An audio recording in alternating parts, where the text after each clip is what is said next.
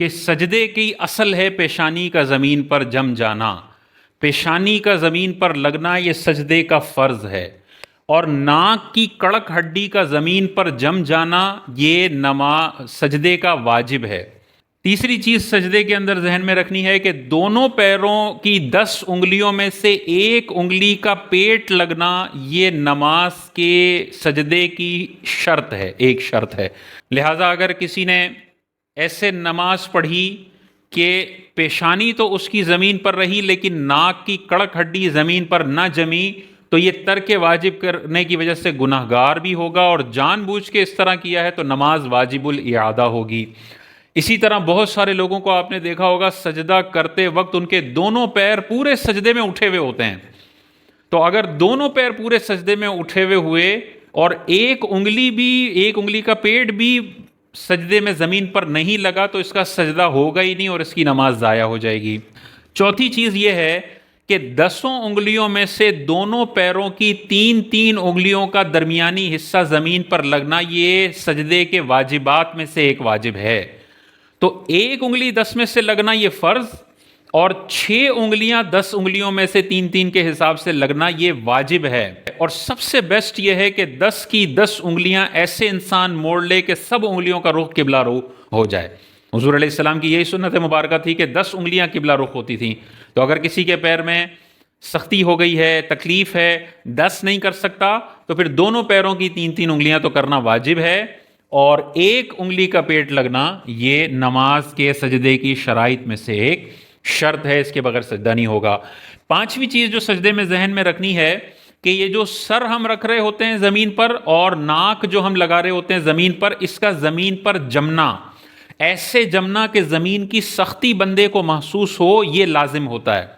لہٰذا اگر بالکل فرش ہے، مصلی نہیں بچھا ہوا، تو صرف رکھیں گے تو آپ کو زمین کا سخت ہونا محسوس ہو جائے گا، تو کافی ہے، مزید ڈرلنگ کرنے کی ضرورت نہیں ہے، بالکل رکھیں گے تو آپ کا سجدہ ہو گیا۔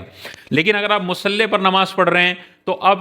نارمل فرش کے مقابلے میں تھوڑا آپ کو دبانا پڑے گا، کیونکہ درمیان میں موٹا مصلی ہے جو دبانے سے دبتا ہے، تو اس کو اتنا دبائیں کہ مزید نہ دبے اور آپ کو زمین کا کڑک پن اور اس کی سختی محسوس ہو جائے یہ۔ لیکن اگر آپ ایسی چیز پر نماز پڑھتے ہیں کہ جس کو دباتے جاؤ اور وہ دبتی جائے گی، زمین کی سختی محسوس ہی نہیں ہوگی، ایسی موٹی نرم چیز پر سجدہ نہیں ہو سکتا، نماز نہیں ہوگی۔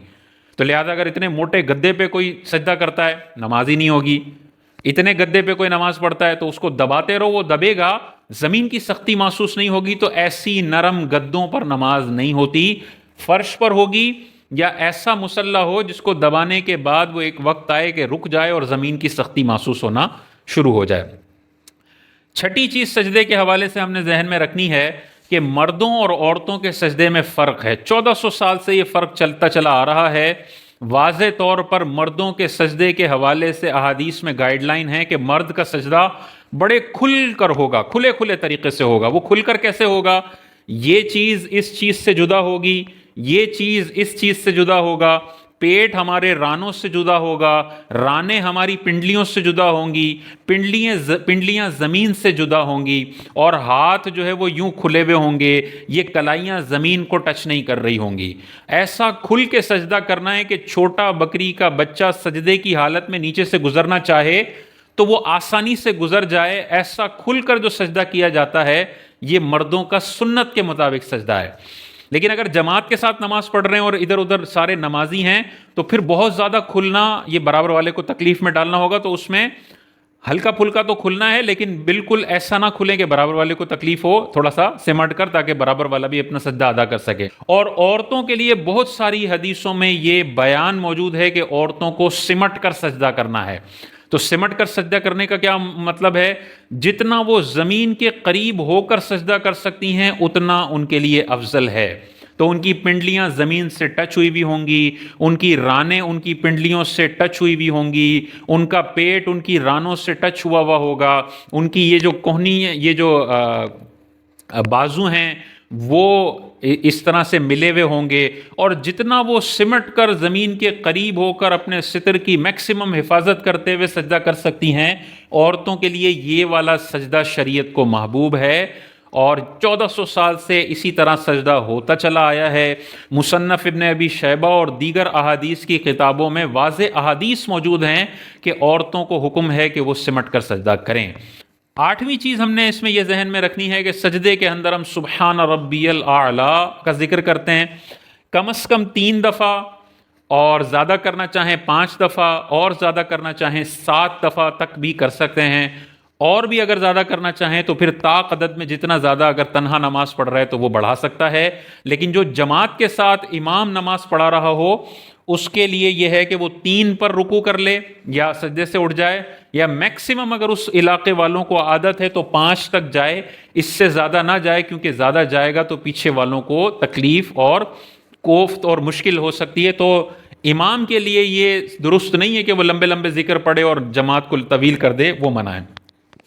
تو یہ 8 چیزیں ہم نے اپنے ذہن میں رکھنی ہے سجدے کے حوالے سے۔ پیشانی کا لگنا فرض ہے، ناک کی کڑک ہڈی کا لگنا سجدے میں واجب ہے، پیر کی 10 انگلیوں میں سے 1 انگلی کا درمیانی حصہ لگنا فرض ہے، پیر کی 10 انگلیوں میں سے ہر پیر کی 3 انگلیاں یعنی ٹوٹل 6 انگلیوں کا پیٹ لگنا یہ واجب ہے سجدے میں،